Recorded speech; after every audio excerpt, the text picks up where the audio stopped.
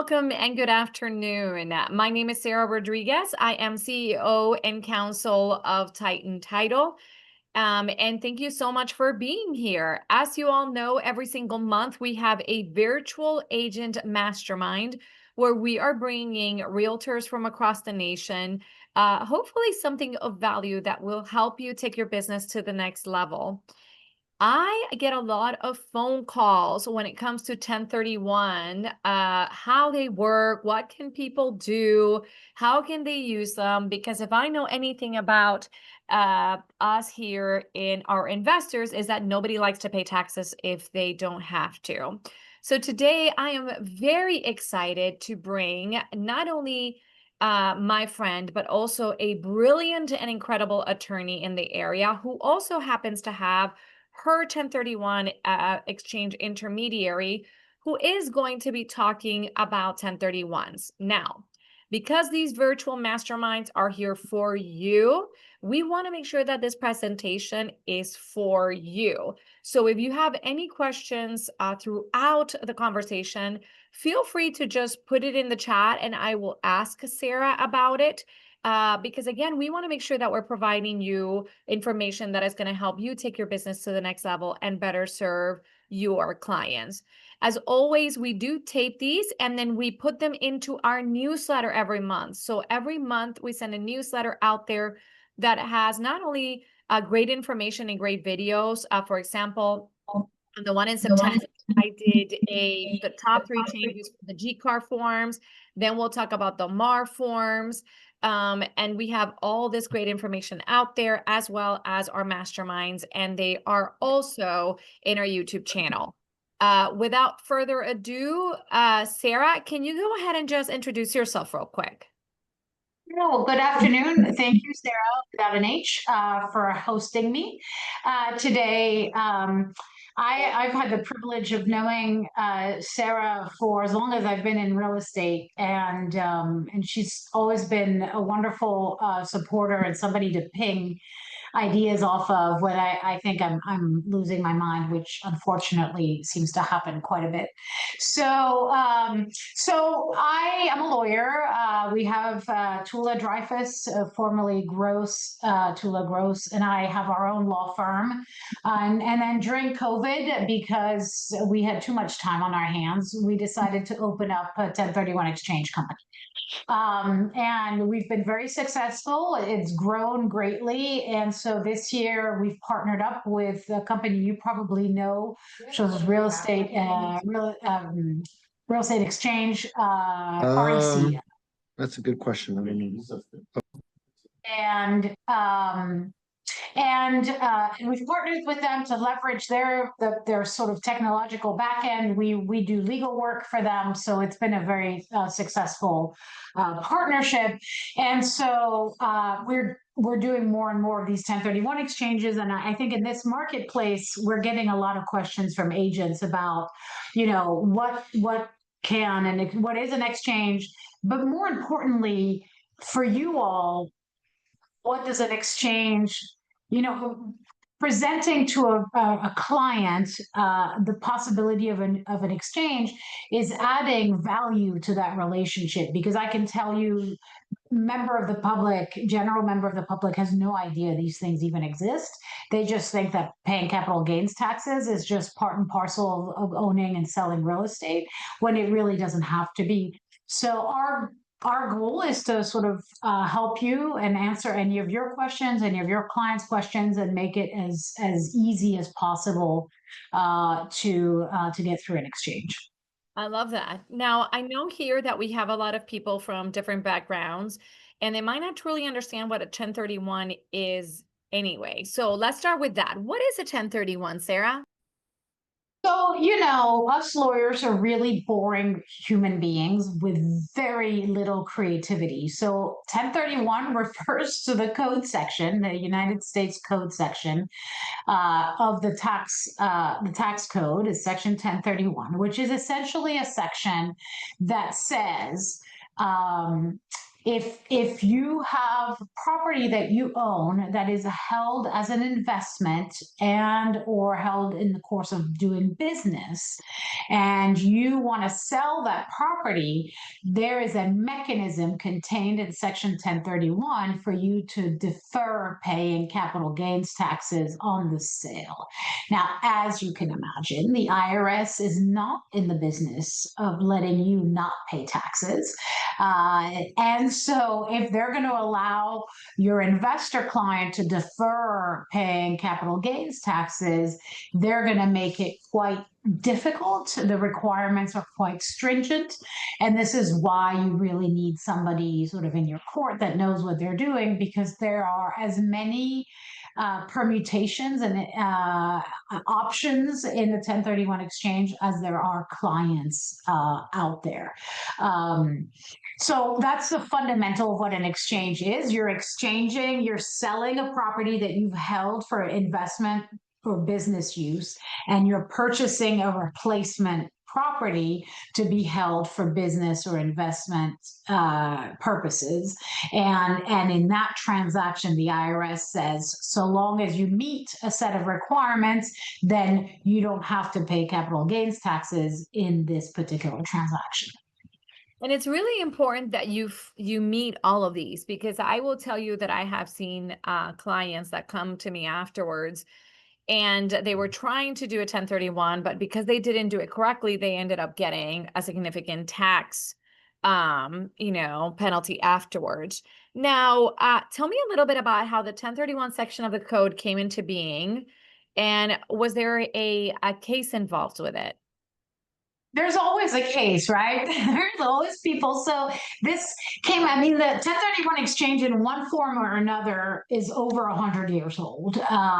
It was codified in the 1920s, but it really sort of came, the modern exchange as we know it came from a case called the Starker exchange. Starker case, you may know these exchanges as a Starker exchange if you've ever heard that term. And Starker was a case where there were two sets of farmers, and they harvested wood.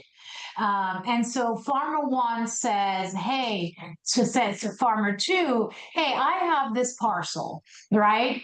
And I've harvested all the wood from this parcel, and I am ready to buy from you another parcel that is still forested. But I want to be, but there's going to be a delay between the time I sell this parcel that I've fully harvested and the time I purchase this parcel.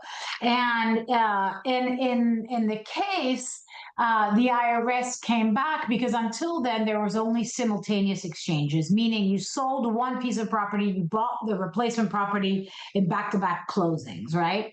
And in this case, in the Starker case, there was a significant delay between the sale and the purchase of the replacement property. And that's when the court said, you know what, you can do a delayed exchange. And so this is the modern, this is the case that set up the modern exchange, and set up after that prompted Congress and everything else and the body to draft this code section that puts timelines to allow this delay between the sale of the relinquished property and the purchase of the replacement. I love that. And I think it is interesting to see how the law has changed and how cases have kind of moved the law around, because it'll explain a lot of the things on why the things are what they are. Now, I get a lot of times where agents are like, okay, Sarah, I'm not an accountant. Why would I care about 1031s? Well, you should care. As a realtor, you should absolutely care, because I believe that understanding and having, you don't have to explain it to your clients, but understanding about 1031s can allow you to not only create more business, but also really help your clients out there save some money and maybe even reinvest. Sarah, what are some of the maybe other reasons why our agent audience should know about 1031 exchanges? How can they benefit their clients, and how can their knowledge of it help grow their business? Yeah, I mean, those are great questions. So fundamentally speaking, if you don't have to pay capital gains taxes, right, you get between, depending on what your client situation is, 15 to 20% more purchasing power, right? So that's the fundamental nugget. That's the fundamental win for you all in informing and instructing your clients on 1031 exchange, because if they have to pay, if they sell, I went to law school to not do math, and so here I am doing math, so we're going to do baby math because that's all my brain can handle. So you sell a property for $100,000, right? If you think about it, if they're going to pay capital gains taxes, that's $20,000 that they're eating in they have to pay taxes, right, on that. So that's the amount of their taxes. Now, there's a lot of calculations. This is a very sort of broad-based calculation because it depends whether they've depreciated the property, because there's going to be recapture happening. It depends. And there's a lot of moving parts in calculating the capital gains taxes. But in rough terms, it gives your client between 15 and 20% more purchase power, and thus for you personally, it increases the amount of commission you're going to get paid if you're paid on a percentage basis. Not only that, but it helps your clients continue to reinvest their money, right? And sometimes some of them are very smart with the way that they do it, and they end up, really doing something amazing and not having to pay or pay very little at the end. And Now, to jump in, but I also think part of it is the fact that you delivered the piece of information to them about that savings of money keeps you front of mind for the next time they're going to, because that's a real differentiator between the real estate agents who know about this and the ones who don't. And I think that makes a really big difference, because we're usually talking big dollars in savings. And so that makes a lasting impression on a client. 100%. It shows the value. Okay, now let's talk about the technical requirements of a 1031. Before we even talk about the timeline, Sarah, I think a lot of the times people forget that there have to be like kind exchanges. And sometimes they're like, well, does that mean that if I'm selling a farm, I have to buy another farm? Or if I'm selling a multi-unit family, I can't use it to buy a plaza or a commercial building. So let's talk about the particularities, the requirements. What is it like kind property? And then we can maybe talk a little bit about the timelines. So, a like-kind property that has evolved over time. At this particular juncture, in the current world of 1031 exchanges, real estate is like real estate. So you can sell a townhouse that you've rented out for 15 years, and you can go buy a share in a parking garage in DC, or you can sell a leasehold on an antenna in a farm in Missouri and go buy a share of a hotel. You can even invest, and many of you will have clients with investments, and their investment bankers will suggest that they buy into a REIT or DST, Delaware Statutory Trust, and those are sort of grouped investments that feel more like a stock investment, but they're not. They're actually an investment into property, real estate. So there's a lot of what like kind looks like, but fundamentally speaking, an interest in real estate is like to an interest in real estate. But remember, on both sides, they have to have been held for investment or in the course of business. Right, that is a fundamental requirement of properties that are subject and eligible for a 1031 exchange. And that's the key thing, because I hear a lot of people that are like, oh, I'm selling my investment property to buy my principal residence, so I want to do a 1031. And I'm like, nope, you can't. It's Nope. not like kind. You're going from investment to principal residence. And you can do it if you're selling your investment property, buying a replacement property that you're going to rent for a period of time and then going to make your primary residence, right? But you can't go in directly into it as a primary residence. That's why I said when we began, I said that there's as many permutation of a 1031 exchange as there are clients out there. And so the consultation, when you have a client, you always have to tell them they have to talk to a CPA and they have to talk to a qualified intermediary, because those are the three legs of the real estate agent. CPA and a QI are the three legs of a stool to get to a successful exchange. I love that. Now let's talk about timelines, because the timelines, even though it's not simultaneous as per the Starker case, you still have some extremely tight lines. So it's important that you guys all know this and talk to your clients, so that they're well aware of this. Talk to me about timelines. So first, let's talk about the fact that you cannot call Sarah R or me about a 1031 exchange after you've gone to settlement on the sale of an investment property. You got to contact us before the property goes to settlement on the sale of the investment, because the timelines begin right after settlement. So you have settlement is Monday, Tuesday is day one.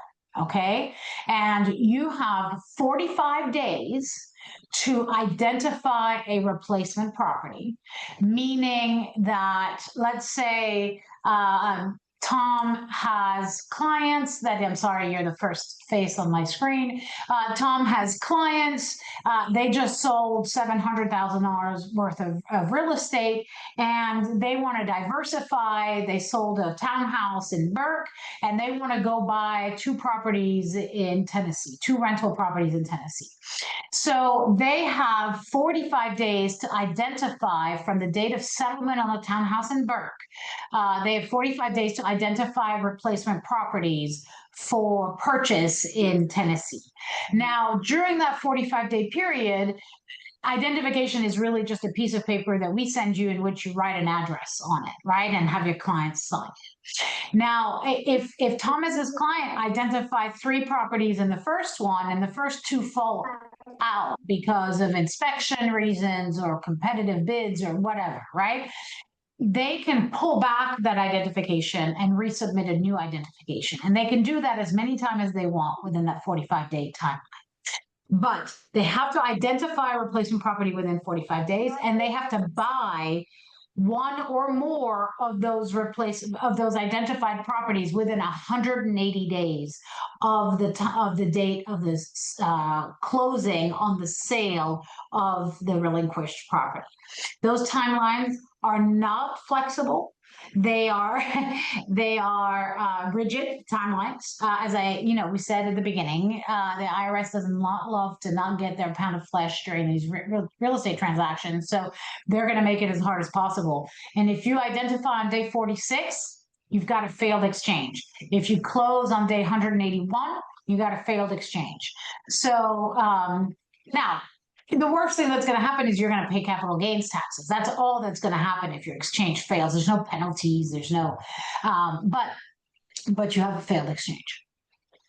Yeah, I want to talk to you a couple of more nitty-gritty things, because I know we have a couple of questions. Let me take Gustavo's question, because this is going towards a point that I'm going to make.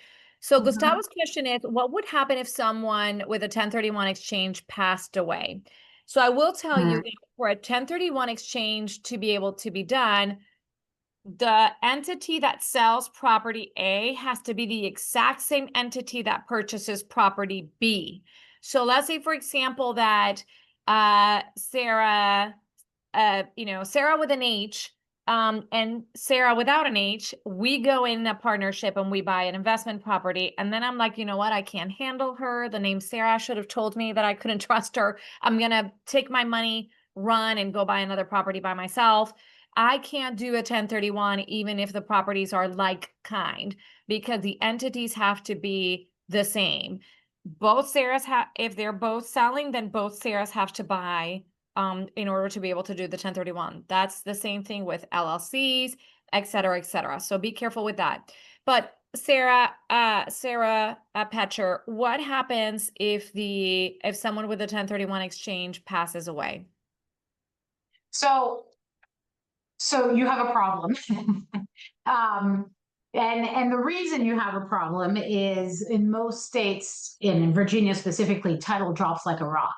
So at the time of passing, now the owner of this real estate is no longer the original taxpayer. Plus, you lose any incentive to do an exchange because when you inherit a property, you get a stepped up basis, and therefore there are no gains to pay. The gains sort of vanish at the time of death. So there's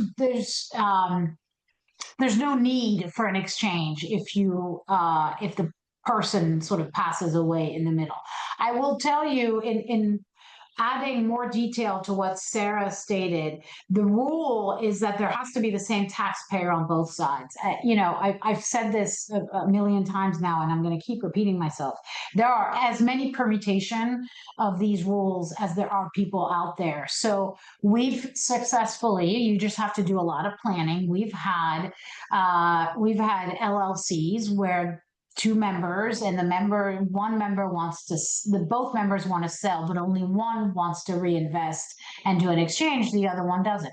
That can be done. It just takes a lot of planning. You got to drop the interest into tenants in common. They've got to own it as tenants in common for a period of time. They've got to sell as tenants in common, and then they can go their merry way. So while that requirement of same taxpayer is correct, we've done them when husband and wife, we're doing one right now, husband and wife own a beach house in Delaware. They're getting a divorce and they're selling the beach house, and wife is reinvesting her share of the property in a townhouse in Arlington, and husband is taking his money and doing whatever he wants to do with that money, paying capital gains taxes on it. And that is fine too. So there are ways to structure these things, but all of them take time. And so if you have a situation that's a little bit complicated, do everybody a favor, mostly your client, call us long in advance of settlement so we can make sure your transaction is structured to achieve the goal of deferring all capital gains. I love that. So, Marilyn, I'm not sure I understand your question where it says trust also. Typically with a 1031, you don't pay capital gains until the last one where you don't reinvest the money, right? So for example, let's say that I buy my house and then I rent it for a few years, and then I want to sell it to buy another investment property. And then I sell it and buy more investment properties. And I can continue to do this, and I will not pay capital gains taxes until the last transaction where then I'm like, I'm just going to sell it, pay my taxes there, and move on with my life. So you don't have to pay the taxes until the last transaction. Or I have seen it in ways where you have a large amount of money and then you take some of it and you reinvest the other, and you start kind of like parceling it out so that your tax liability is not going to be. Well, and to finish Sarah's question, if I'm sorry to do this to you, but if Sarah passes away before, so she buys, sells, right, and defers capital gains, doesn't pay any capital gains taxes, and then she passes away, those capital gains taxes never get paid because her heirs get a stepped up basis, right? So it is a really powerful tool if you leverage it correctly. Yeah, or if I take all of that, buy an insane beach house, rent it for a few years, move into it as my primary home, and then sell it afterwards, then I could also minimize my tax implication. Right. Okay, Marilyn's question, and by the way, I came in from being out all week, Marilyn, and came to this. Thank you. You made my day. Thank you. I'm so excited.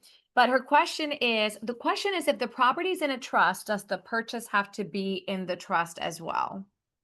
Well, your favorite answer from a lawyer, it depends. It depends what kind of trust we're talking about. If it's a revocable trust, that entity, just like at a closing, that entity is a fiction. It doesn't have its own tax ID number.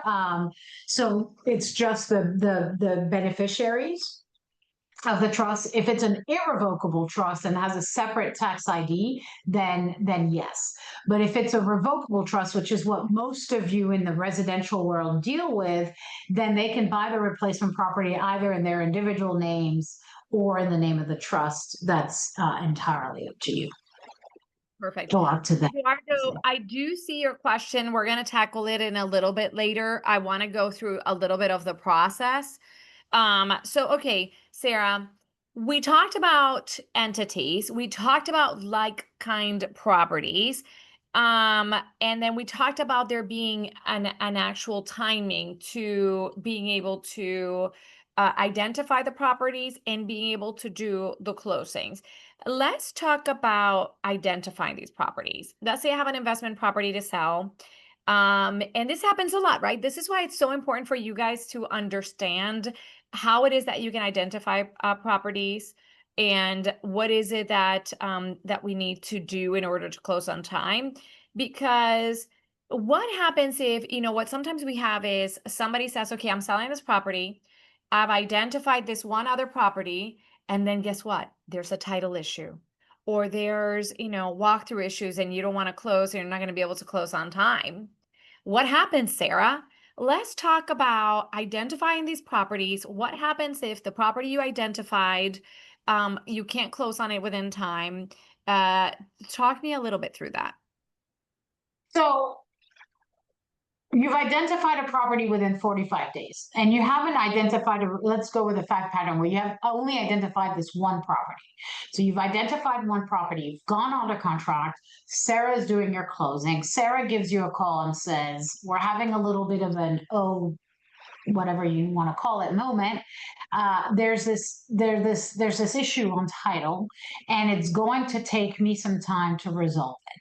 And the reason she's calling you is because there's a looming 180-day deadline that is happening, and you have to close before then. And what's the answer to that? I mean, we said, these dates are solid dates. They're set in stone. If you don't close by day 180, your client's out of luck. They're going to pay capital gains taxes and the exchange is going to fail.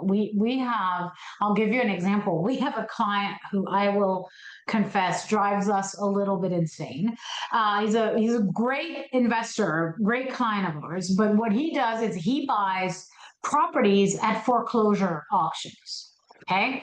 And if you buy a property at a foreclosure auction in Virginia, it's fine. It's a quick process. In Maryland, there's an appeal period, and the trustees feel absolutely no sense of urgency in any of it. So out of the 4 transactions we've done with this guy, one of the exchanges failed because we didn't get the settlement company couldn't close because they didn't get trustee approval in time. And the other 3 were all sitting, and sort of stressing out like mad people because we're not sure if it's going to close in time. So the lesson in this is that these deadlines are hard deadlines. They're not flexible deadlines. There's a few exceptions in case of emergencies, state of emergencies declared, but that's very infrequent. And right. And so the deadline is a deadline. You got to identify in 45 days. You got to close in 180. But Sarah, let's talk about identification of properties because there's 2 ways of identifying properties, right? So there's ways. There's the 3 property rule, which for you all who do residential is 99.9% how your clients are going to do it. There is the 200%. And then there's the sort of unlimited designation that you'll never see because you only see that in large commercial transactions. So the 3 property rule says you can only designate up to 3 properties. And so this is, we're going to spend time on this one because you're not going to see the other two. And if they come up, we'll talk about them separately. But 3 property rules. So what does that mean? That means that we give you a form. Your client identifies 3 properties.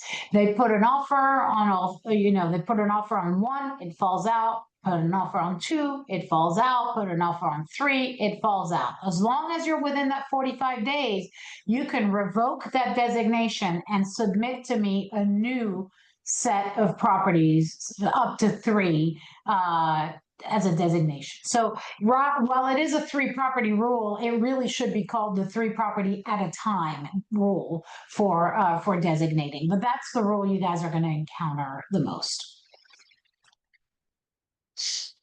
And as long as you close within that. So there are, but if you have someone who's being in a competitive situation, there are certain ways to be able to designate more than 1 property in case they don't go through. Your client can at least buy one that they talked about. And I think this is really important of agents to realize how these things, can you identify a property you're already under contract to buy? Yes, you can absolutely.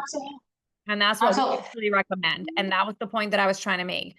When you are talking to clients that want to save themselves this tax benefit, it's important for them to also know, hey, what is, you got to give some stuff, right? Because it might be that there's a walkthrough issue and you have to close, because to you it's more important that you save yourself the $20,000, $30,000, $45,000 than it is that the light bulb's not working and nobody can find a light bulb that goes in there. So you got to be able to understand how these things work so that you can set up the right expectations for your clients. There's nothing worse to me at the table when I see a newer agent who comes in on the day of closing, which is of course the 179th or 188th day, the last day that they can close in order to get this. And they're coming in talking about the diverter in the bathtub that doesn't work. And you're like, okay, do you realize that you are going to, your client is going to lose a lot of money? Like, tone it down. Let's all try to work through this without making people upset, because if they don't close, they lose all their money.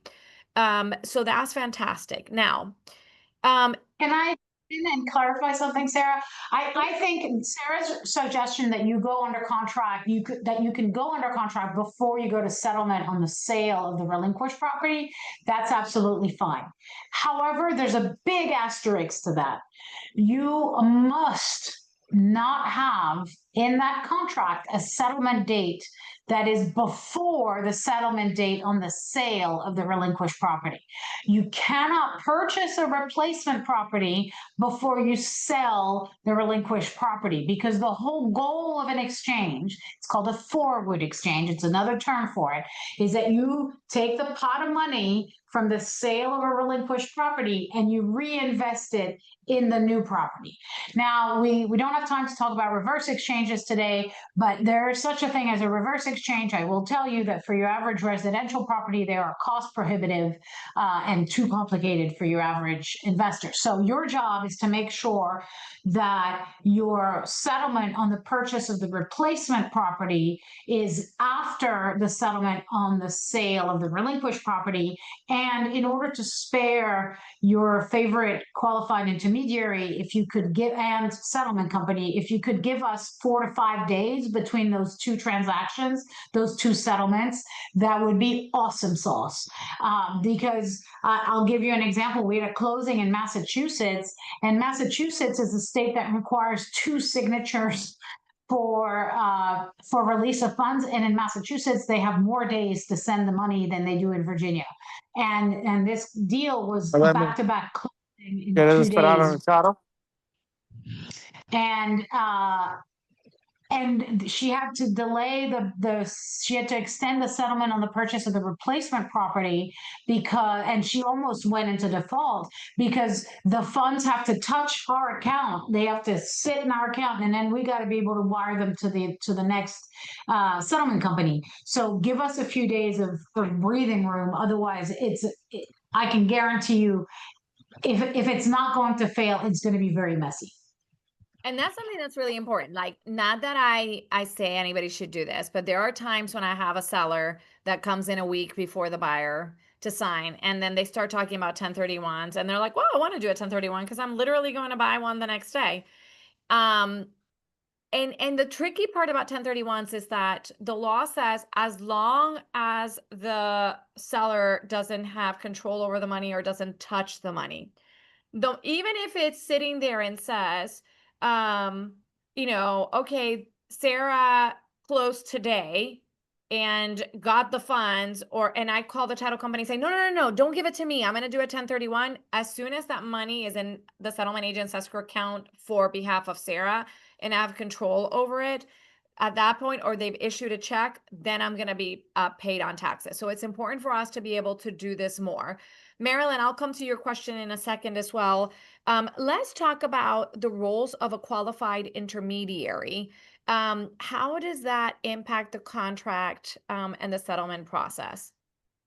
Yeah, I mean, that's a great question. So I think you have to know advanced planning is your friend in this, because as you know, most of the contracts you guys use, whether it's the MAR contract, GCAR contract, the NVAR contract, they have some sort of provision that you have to add in for the qualified intermediary, because the qualified intermediary is like a magical wizard behind the scenes, and the contract technically gets assigned to us so that we close on the sale of the relinquished property, so that we can receive all the proceeds. It's a little bit of a fiction, but that's how it works. So there's a bunch of paperwork that has to get done in the background for both the sale and the purchase, and we've got to be able to talk to Titan Title, for example, if that's who you're using for the settlement, so that they understand who the money needs to be wired to at settlement. And it cannot sit in Titan Title's escrow account, as Sarah said, because if it does, your exchange fails. So while I am never going to recommend this to you, you can give us a call on the morning of settlement and we will get the paperwork done. We'll work with Sarah to get the paperwork done. I will tell you from experience, I will not be able to do that with every title company. There are title companies and then there are title companies. Titan Title is equipped and understands this stuff enough that we can do it with them. There are some title companies out there where I'll tell you it's not going to happen because they're just don't have an understanding of the process. So choose your title. If you're doing a 1031 exchange, having a title company that understands 1031 exchanges is super important. So calling us on the morning of settlement, I don't love it, but if that's what you got to do, then we'll get you set up and working. But that's how mistakes get made, because we don't have time to fully flesh out the fact pattern. Your client might not have time to have a conversation with a CPA, and I don't give tax advice as a QI. And I'm not a tax lawyer. I'm not a CPA, so I don't give tax advice. So you really need the CPA to chime in to give their opinion. And if you do it the morning of, nobody's getting that advice from a CPA. So we can do it, but preferably don't. Perfect.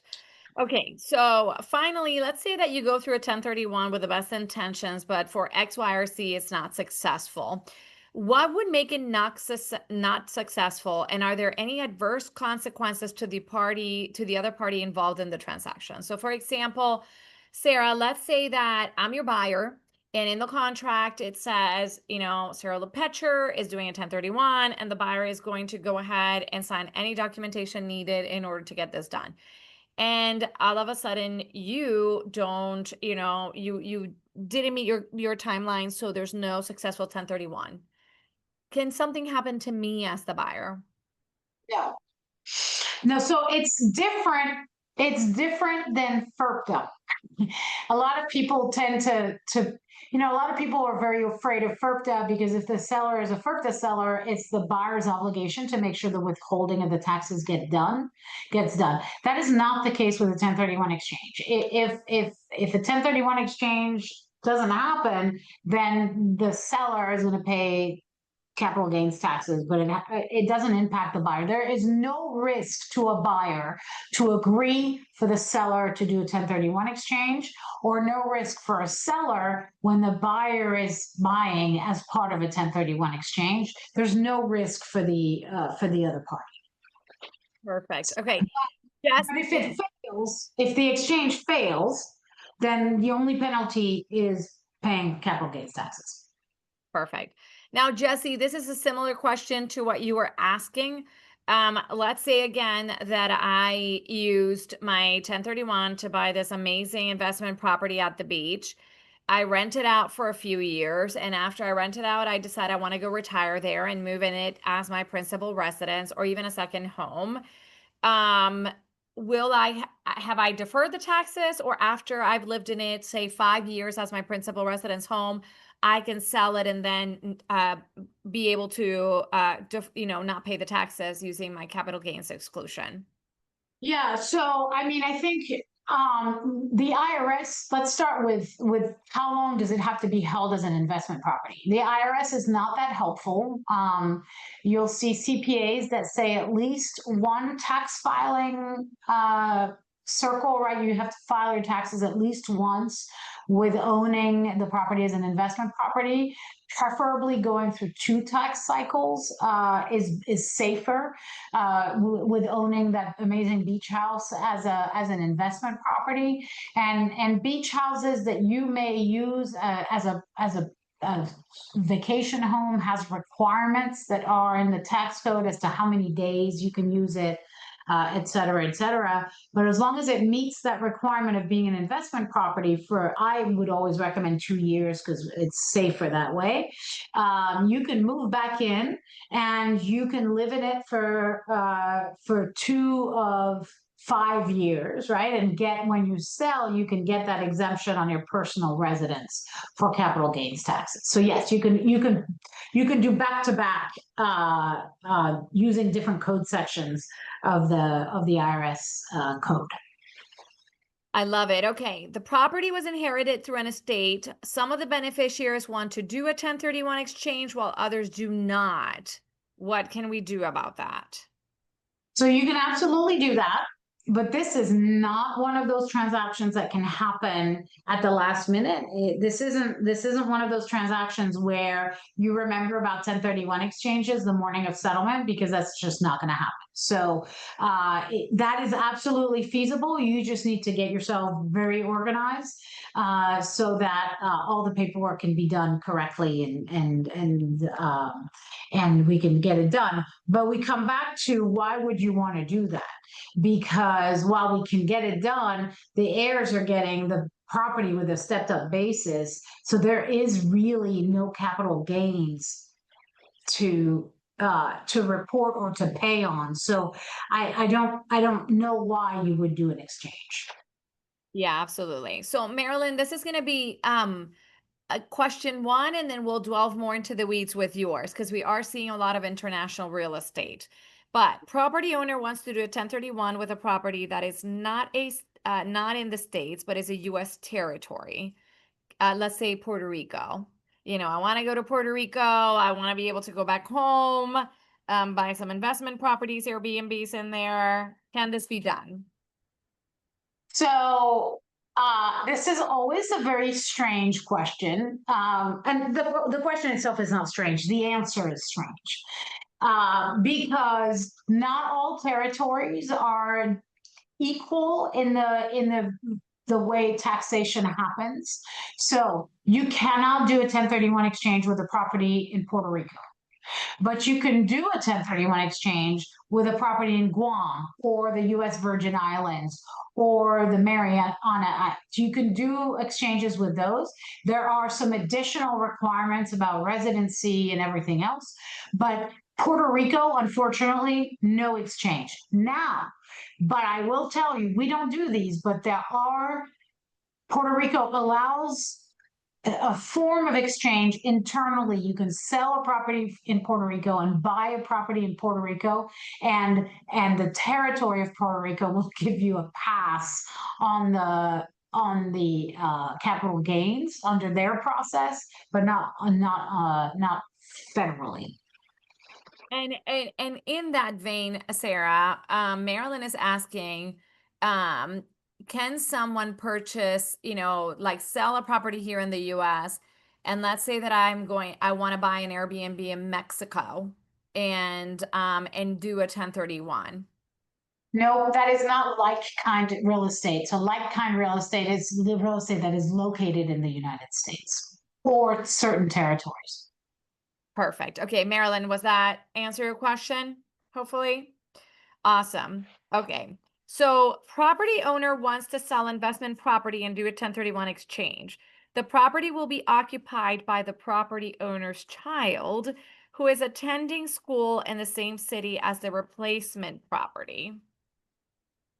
So this one's interesting, and you can take it. So we get a lot of people who want to buy their kids going to college, and they're selling an investment property to buy a condo in that college town where their kid is going to college, with the goal of their kid living there right during the time it's in college. And the answer is, yes, you can. It depends on how you do it, right? So it has to be rented. Remember, it has to be held for investment. So as long as it meets those benchmarks, you're getting market rent, you have leases, you deal with it. You deal with those kids those students who are moving into your condo the same way you would deal with anybody from the street moving into your condo, and you gather rent at that same rate.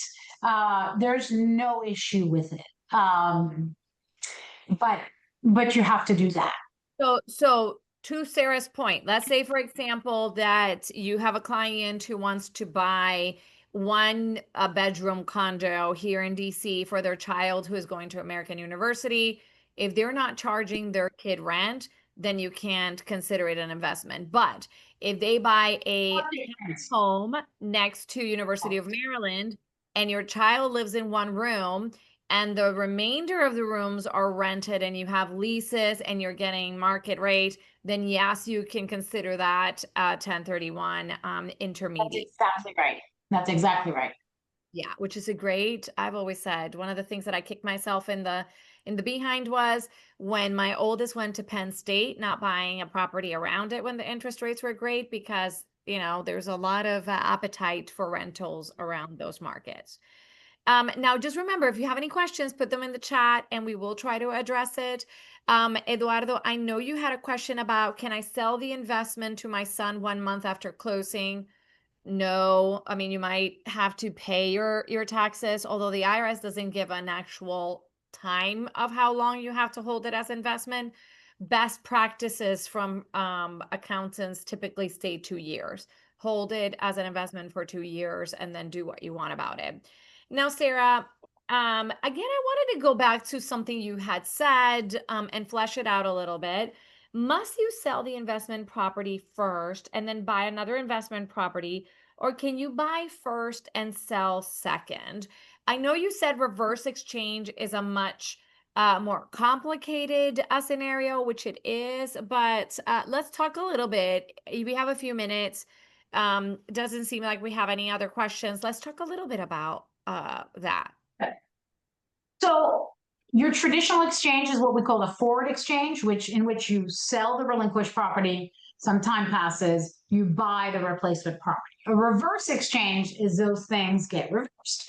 You buy the replacement property first and you sell the relinquished property second.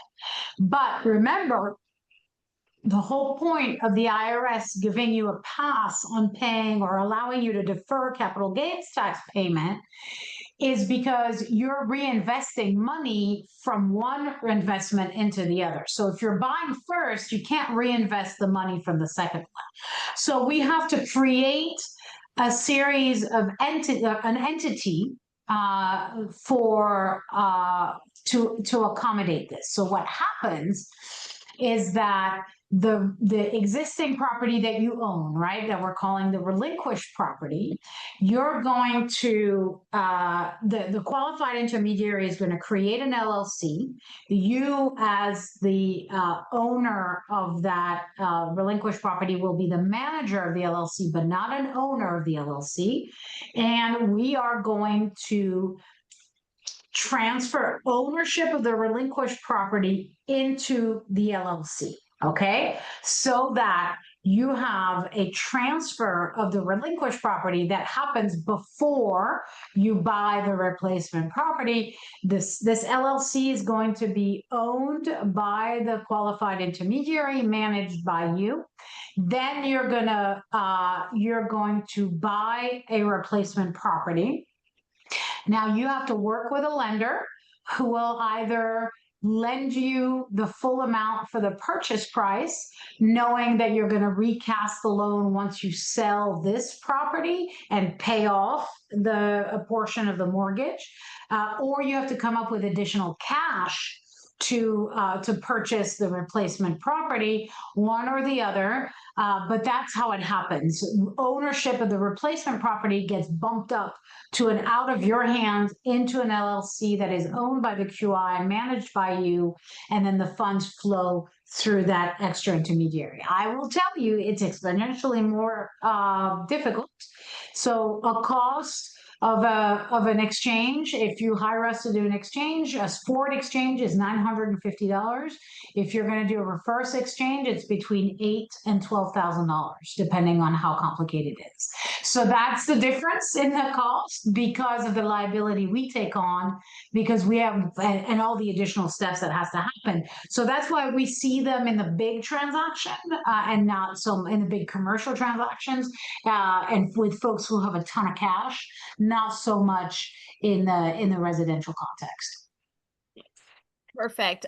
So Jose has a question for you. Does the replacement property has to be of a higher value, or can it be of a lesser value? That is an awesome question. So remember, we talked at the beginning that you need a CPA. And why do you need a CPA? For exactly this determination. So a CPA is going to look at your client's ownership of the investment property and is going to run calculation and say, hey, if you sell it without doing an exchange, here are the gains you would have to pay. There's a whole bunch of calculations that goes into it. Now, you go to sell we've done that calculation, you go to sell the property. Again, we're going to do baby math because that's my speed. You're selling the relinquished property for $100,000, right? Let's say, because I don't do math, you have 10% of that is your cost of sale between real estate, agent fees, taxes, all of those costs of sale. So now the option one, no mortgage. Your client walks out of Sarah's office, of Titan Title's office, with $90,000. Well, they don't, because they're going to do an exchange. But $90,000 ends up in my trust account. Okay. The question is, does he have to buy $90,000 of real estate or $100,000 of real estate? And the answer is it's neither, because there are some costs of sale that are allowable, some that are not. But in general, as a rule of thumb, when you're talking to clients, they have to buy equal or greater amount than the sales price on the property. So when it's cash, it's not so bad, but let's talk about our scenario where there's a mortgage. So I sell my relinquished property, my investment property that I've had, it's $100,000. I have $10,000 of cost of sale, and I have a mortgage for $40,000. So I send to the QI, to the qualified intermediary, only $50,000 gets sent to the QI. But you have to buy a replacement property that is, for simplicity's sake, worth $100,000.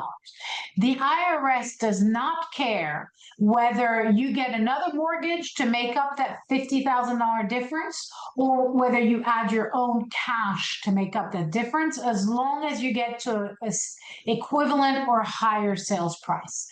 If I choose to sell, right, if we go back to my example where I have a mortgage and only $50,000 go to the QI, and I choose to sell a property that costs $50,000, that's okay. There's going to be what's called boot in the transaction, and I am going to pay capital gains taxes on the amount that I did not reinvest to purchase my replacement property. If you think about this from the perspective of the IRS, they give you a pass on paying capital gains taxes. They allow you to defer capital gains taxes because in their minds, they've made a policy decision that if you have a bucket of money invested in real estate and you're going to take that bucket of money and buy other real estate, you're moving forward the engine of the country, right? Real estate is part of the fundamental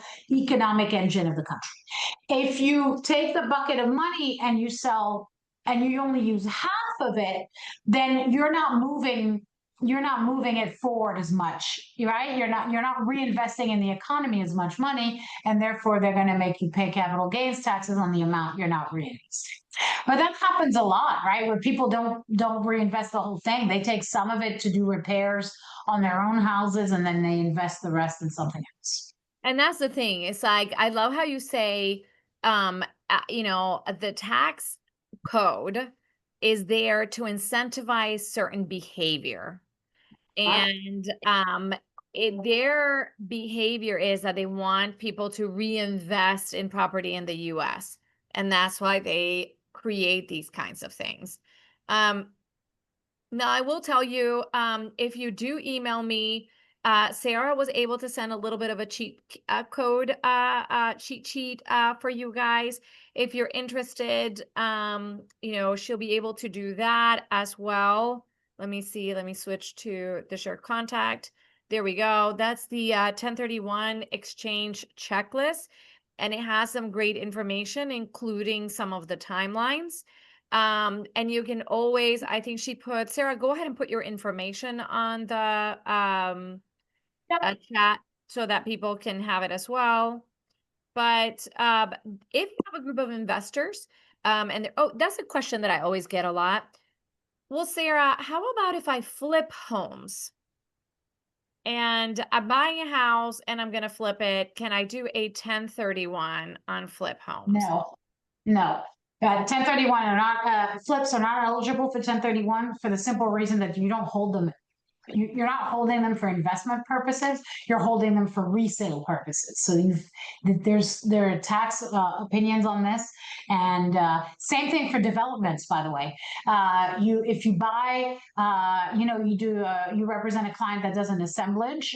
They put 3 lots together because they're going to apply it to Fairfax County to subdivide them into 4 lots, and you're going to build and sell each of the lots. You don't get to do a 1031 exchange with those because you're in both instances you're considered to be a dealer, not an investor.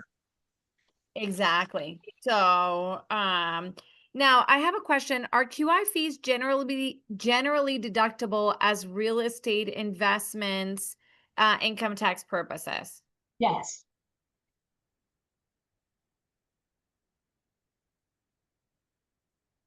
Awesome. Any other questions? Okay. Well, with that, I want to make sure Sarah did put her email in there. Thank you so much, Sarah, for the amazing information. 1031s are a great, a great vehicle for a lot of our clients that want to get and start building their empire to go ahead and save some tax money so that they can reinvest. But you have to understand them and help them as it is to make sure that they're not going to do anything that's going to cost them the money. I want to thank Sarah again for her amazing presentation. I want to thank you guys all for being here. And I will tell you that in October, we are bringing Charlie Einsmein from Clear Sky Financial, who is going to be talking about wholesaling, flipping properties, and all of those things. He always has a great class as well. And if you miss this or you came in a little bit late, just remember that we do attach our masterminds into our newsletter, and you can always find them on our YouTube channel as well. Thank you so much. You have a wonderful day, and go kick some butt and kill the day.